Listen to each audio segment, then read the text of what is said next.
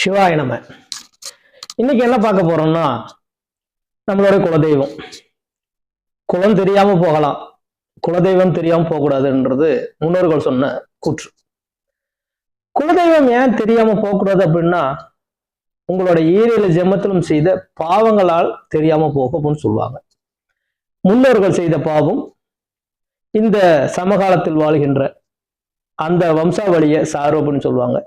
அது முன்னோர்கள் செய்த பாவத்தின் பெயரின் காரணமாக அது உங்களுக்கு அந்த குலதெய்வம் உங்களுக்கு தெரியாமலே போகலாம். நம்ம இடத்துல தட்சிணகாளி இடத்துல எத்தனையோ பேர் தொலைபேசி வாயிலாகவும் நேரடியாகவும் ஐயா எங்களுக்கு குலதெய்வம் தெரியல, அதை எப்படியாவது கண்டுபிடிச்சு கொடுங்கன்னு கேட்டு எத்தனையோ நபர்களுக்கு நம்ம கண்டுபிடிச்சு கொடுத்துருக்கோம். இருந்த போதிலும் இந்த பதிவு குலதெய்வத்தை பற்றி ஏன் நாம தெரிஞ்சுக்கணும், ஏன் குலதெய்வத்தை வழிபடணும் அப்படிங்கறத மட்டும்தான் நாம இந்த பதிவுல உங்களுக்கு தகவல் தரப்போறோம்.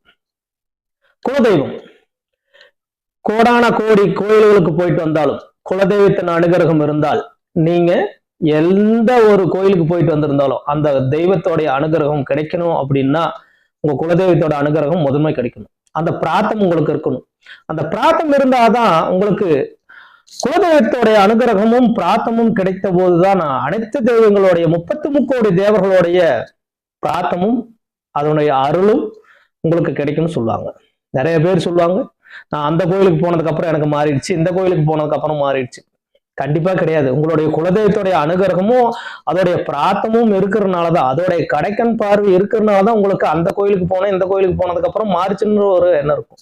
அதே உங்க குலதெய்வத்துக்கு போய் பாருங்க, உங்க குலதெய்வத்துக்கு கிட்டதான் அனைத்து விதமான ஆற்றல் சக்திகளும் இருக்கு. குலதெய்வத்தை விட பெரிய தெய்வம் ஒண்ணு இருக்கு அப்படின்னு கேட்டா இல்லைன்னே சொல்லலாம். படைக்கின்ற கடவுளை தவிர படைத்தப்பட்ட கடவுள்கள் இங்க எது பெரியது அப்படின்னா குலதெய்வம் தான். படைக்கின்ற கடவுள்கள் அப்படின்னா சிவனை சொல்லலாம், பெருமாளை சொல்லலாம், முருகனை சொல்லலாம், அது போக பிரம்மன் சொல்லலாம். இவர்கள் நால்வரும் யாருக்கும் குலதெய்வம் கிடையாது. இது நாம முன்னாடியே சொல்லி இருக்கிற ஒரு பதிவுல.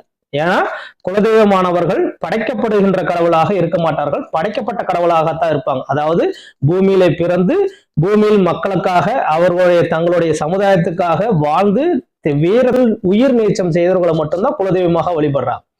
அப்படி இருக்கும் தெய்வத்துக்கு தான் குலதெய்வம் பேரும் கூட. அந்த குலதெய்வத்துக்கு வழிபாடு செய்யலைன்னா பெற்ற தாய் தந்தைக்கு நீங்க என்ன கடமை செய்யவில்லையோ அதே போலதான் அந்த தெய்வங்களானது உங்களுடைய வம்சாவளிகளை ரொம்பவும் பாதிப்புக்குள்ளாட செய்யும். என்ன காரணம்னு கேட்டீங்கன்னா, உங்க வீட்டுல தேவையில்லாத பில்லி சூனியம் ஏவல் இருக்குன்னு சொல்லுவாங்க. உங்க குலதெய்வமே உங்க வீட்டுக்குள்ள வரலைன்னு சொல்லுவாங்க, வாசலுக்கு கூட வரலன்னு சொல்லுவாங்க. குலதெய்வம் கட்டுல விழுந்துருச்சு, குலதெய்வத்தோட சாபம், முன்னோர்களோட சாபம், இதெல்லாம் சொல்லிட்டே இருப்பாங்க.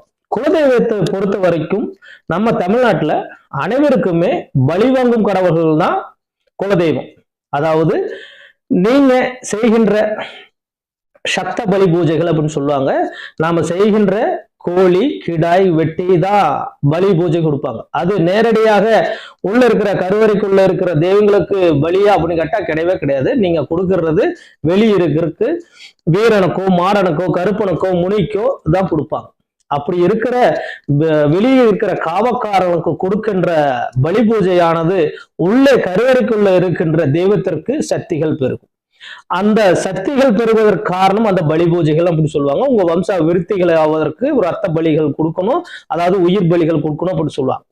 இந்த ரத்த பலியும் உயிர் பலிகளையும் கொடுக்கும் போதுதான் அந்த தெய்வங்களுக்கு ஆற்றல் சக்திகள் அதிகரிக்கும். அதே நீங்க கொடுக்கின்ற காலம் கண்டிப்பாக பௌர்ணமியும் அமாவாசையாகத்தான் இருக்கணும்.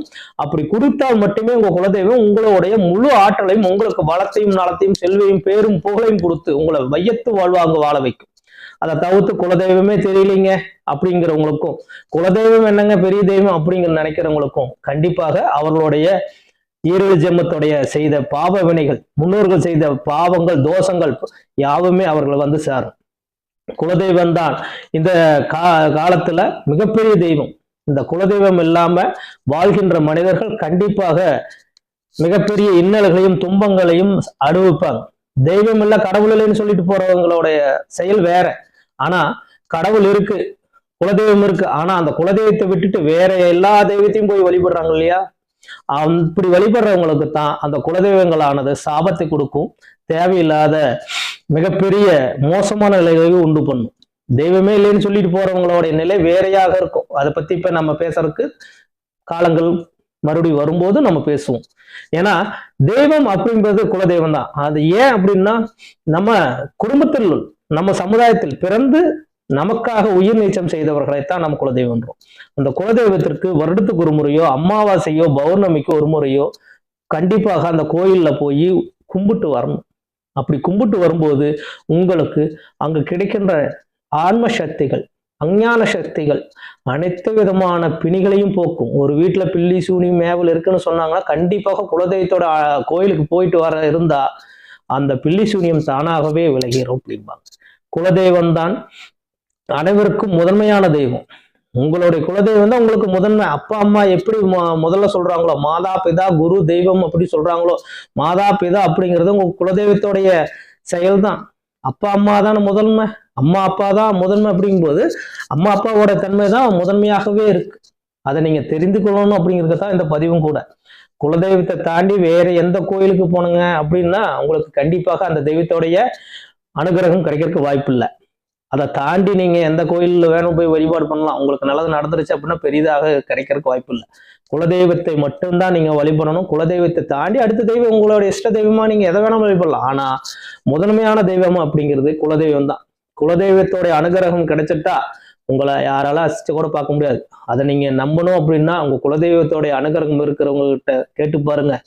குலதெய்வம் இல்லாத நபர்களிடம் கேட்டு பாருங்க. அதை பற்றிய தகவல்கள் மிக சிறப்பாகவே சொல்லியிருப்பாங்க. காரணங்கள் இங்கு ஏகப்பட்டது இருக்கு. உங்ககிட்ட இதை சொல்றா உங்களுக்கு சில விஷயங்கள் தவறாகவே தோன்றலாம்.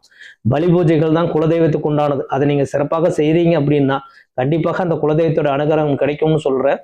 குலதெய்வத்தை தேடி தெரியாத நபர்கள் கண்டிப்பாக நம்மளுடைய தட்சிணகாளி பலிபீடத்துக்கு தாராளமா வரலாம். உங்களுடைய குலதெய்வம் எது எங்க இருக்கு அப்படிங்கிறதுக்கு நாம எந்த ஒரு பணமும் இல்லாம தான் உங்களுக்கு சொல்லி கொடுக்குறோம். அதுக்குண்டான